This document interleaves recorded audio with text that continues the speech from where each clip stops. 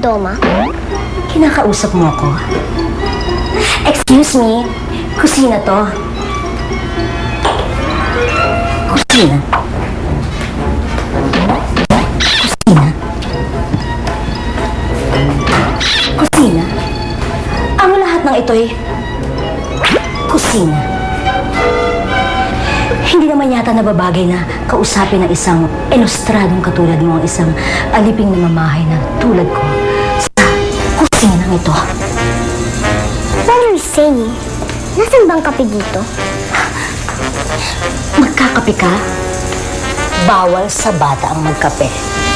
Bawal din naman sa mga matanda ang magsungit. Nakaka-high blood. Sinong matanda? Tayong dalawa lang naman ang nandito sa kusina. By the looks of it, mukhang ikaw. Ay, pumunta ka ba dito para makipag-away? That was not my intention. Until you started it. Okay, fine. Nakuha ko na yung point. Sit down. Sige na, please. Ano ba talagang gusto mo? Bakit ka ba nandito? Simple. I want to know how you maintain your girls, honey. At para sa last round, ang nakataya, 100,000 pesos. Pero bago makuha ito, kailangan siyempre paghirapan ng bonggang-bongga. Kaya ang pagja-jogging, sabayan pa natin ng pagbabati ng itlog. Are you ready? Ready, guys? Ready, Jun? Yes! Ready, Mac? 100,000 for Lola Barb, yeah? Timer, ready?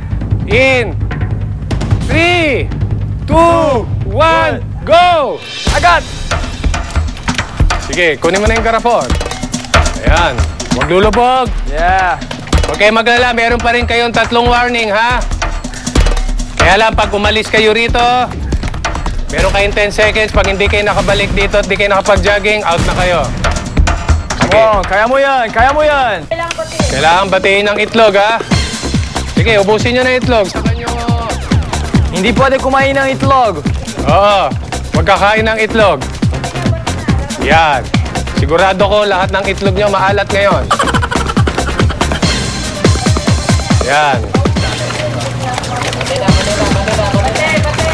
Yan. Pakabasag ko po ng 5, kinuha ko po yung tinidor. Tuloy-tuloy na po yung pag-mix ko ng itlog. Yung nga po, di ko na po pinapansin yung pagtakbo sa pag-mix na po ako ng itlog. Yung nga po, may mga ginagawa pa akong paglasa. Gusto ko lang pong ipakita na isa po talaga akong baker. Tuloy lang yung jogging, tuloy lang yung jogging. Meron kayong 10 minutes, medyo matagal to, ha? Yan, pampalakas yan. Focus, Yan, focus. kinakain pa niya itlog. Oh. Nice. Naubos na ni Jun yung itlog. Subali, pakiramdam ko po nun, ano po talaga nun eh. Saya lang po at hirap talagang naramdaman ko po doon.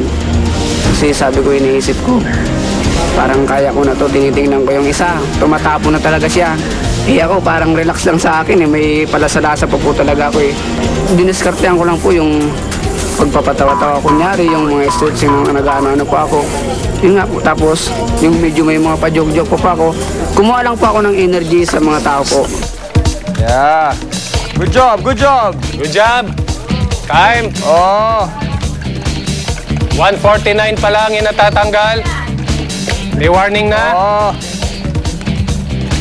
Hindi pwede mag-jog sa labas. Huwag niyo itatapon yung itlog, ha? Lalagyan natin ikaw ng warning. Tapos yung nabigyan ako ng violation, naisip ko, bakit? Sabi ko, nag-ano na ako eh, binigyan ko na ng focus, pero inubos ko na yung itlog. Pero yung naubos ko na yung itlog, medyo natatapon siya eh. 2 beses siya natapon eh. Natapon mo yung itlog mo. Ay! Oh. Ay! Nag-cramps. Hindi na kaya, kaya pa.